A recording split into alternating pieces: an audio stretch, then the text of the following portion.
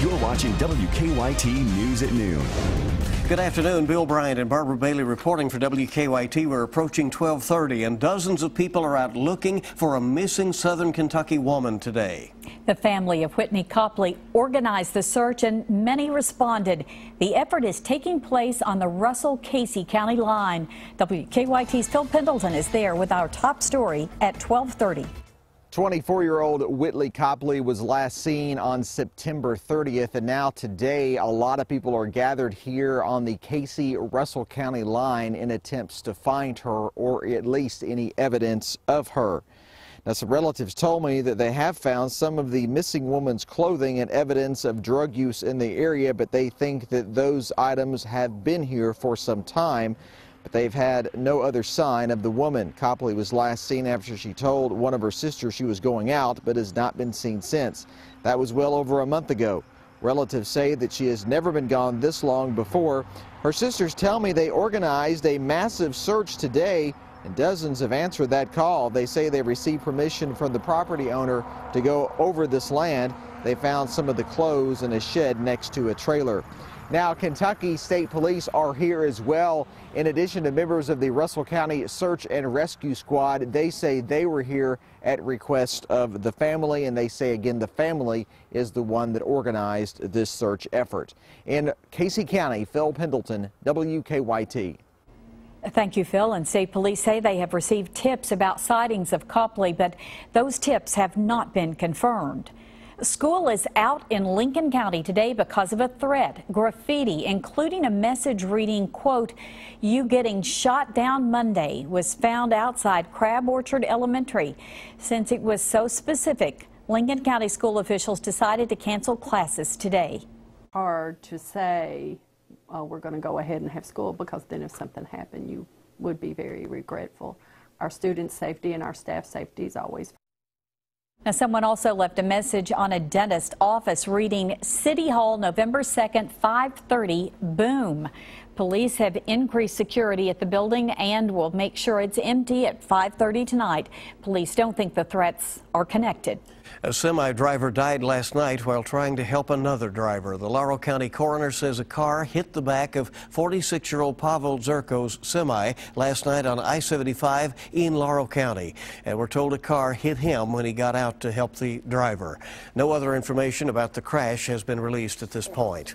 And we're tracking the search into a shooting in Lexington from early today. It happened around 1 o'clock this morning on North Limestone between Loudon Avenue and New Circle Road. Police have told the Herald Leader that two people living in a home got into a fight before a woman shot a man in the stomach. So far, no charges have been filed. The two major party candidates for governor are crisscrossing the Commonwealth today, the day before the Kentucky election. Republican Matt Bevin started out his day in Louisville, where he received support from U.S. Senate Majority Leader Mitch McConnell. He also held a rally at Bluegrass Airport in Lexington. And Democrat Jack Conway met voters at Wild Eggs in Lexington early today before heading off to other stops. Conway leads Bevin in the latest WKYT Bluegrass poll by 5 points. Republican presidential candidates began complaining about their last debate even while the debate was still going on. Now they want to do something about the so-called gotcha questions from the moderators. Craig Boswell has details from Washington. Job interview. Republican presidential hopefuls say they don't want to see another debate like the one CNBC conducted last week. I think there's general agreement that the last debate was a farce and that something needs to be done about it. Sunday night, aides for nearly every campaign gathered in an Alexandria, Virginia hotel to seize more control of the debates. We're going to take a greater role in negotiating with the networks on format. The campaigns will now deal directly with TV broadcasters to negotiate formats. The Republican National Committee will still handle the logistics. Each candidate will get a minimum 30-second opening and closing statement. And there will be an equal number of questions for each candidate, not an equal amount of time. Campaigns have been able, should be able to get information about the details of the debate far sooner than they have so far this cycle. Negotiating with 15 different campaigns can be tough, and not everyone's going to agree. No committee gets to make a decision.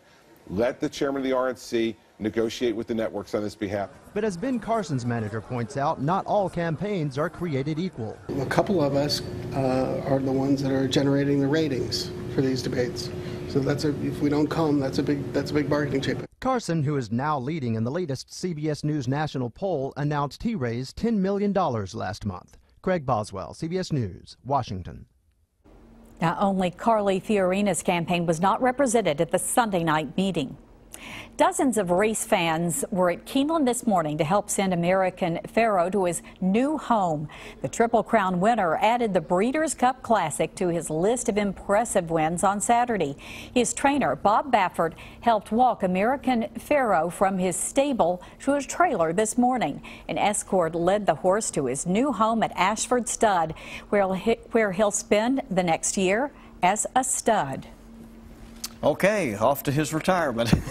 Good to have you here with us. A new study is comparing what is worse for your mood, getting interrupted during your sleep or not getting enough of it at all. Danielle Nottingham has details in this Better Living report. Waking up several times throughout the night is more detrimental to your mood than getting the same shortened amount of sleep without interruption. That's according to a study from Johns Hopkins medicine researchers. They tracked more than 60 healthy men and women who were randomly subjected to either 8 forced awakenings a night, delayed bedtimes, or uninterrupted sleep. Researchers found participants who were disrupted throughout the night reported the most negative moods. A new study finds eating a diet rich in soy protein and the plant hormone isoflavone can protect menopausal women from bone weakening and osteoporosis. Researchers in the UK gave 200 women either a soy protein supplement or a soy protein supplement with isoflavones for 6 months.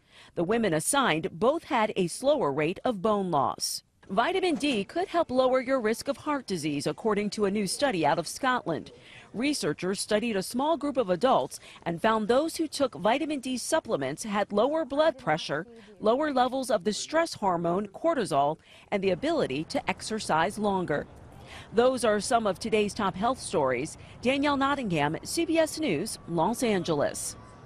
Well, a well-known actress comes back to her roots for a Star-Spangled celebration in Maysville this week. We're talking with Laura Bell Bundy next.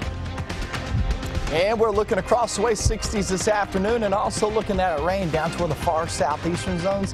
It doesn't really cover a large portion of our area, but does it increase? I'll have that coming up next.